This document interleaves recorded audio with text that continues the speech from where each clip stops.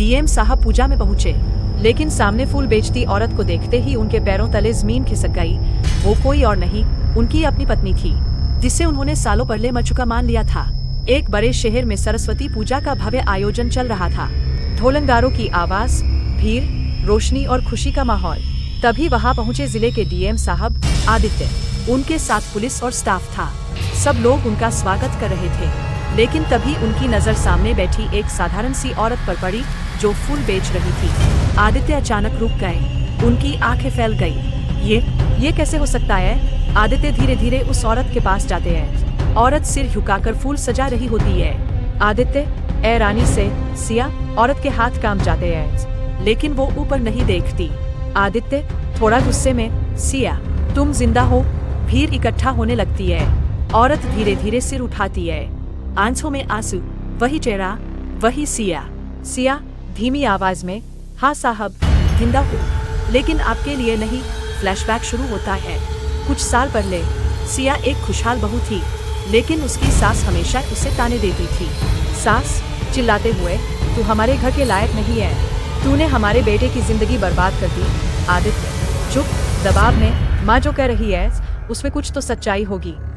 सिया टूट जाती है। एक दिन अचानक खबर आती है, सिया नदी में गिरकर मर गई।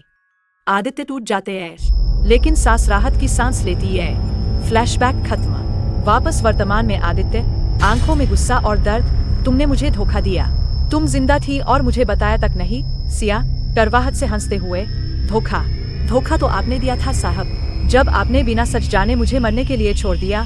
भीड़ चुप हो जाती है। सिया आंखों में आंसू, उस दिन मैं मरी नहीं थी, मुझे किसी ने बचा लिया, लेकिन मैंने वापस लौटना जरूरी नहीं समझा, क्योंकि मेरा अपना घर ही मुझे मार चुका था। आदित्य चुप, गिल्ट में डूबा हुआ। तभी भीड़ में से एक बुजुर्ग महिला आगे आती है। वो और कोई नहीं, आदित्य की माँ होती है। सास कांपती आवाज में, सिया मुझे माफ कर दे, मैंने ही उस दिन तुम्हें धक्का दिया था। सब शॉक्ड। आदित्य हैरान, माँ ये क्या कर रही हो? सास रोते हुए, मैं नहीं चाहती थी कि वो इस घर में रहे, मैंने उसे नदी के पास धक्का दिया और सबको कहा कि वो खुद गिर गई। पूरा माहौल सन्नाटा।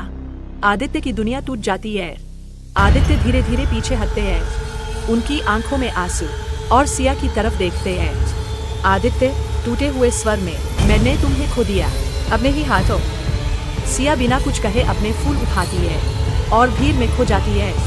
कैमरा आदित्य के चेहरे पर जूम करता है, जहां पछतावा, दर्द और अकेलापन साफ दिखता है।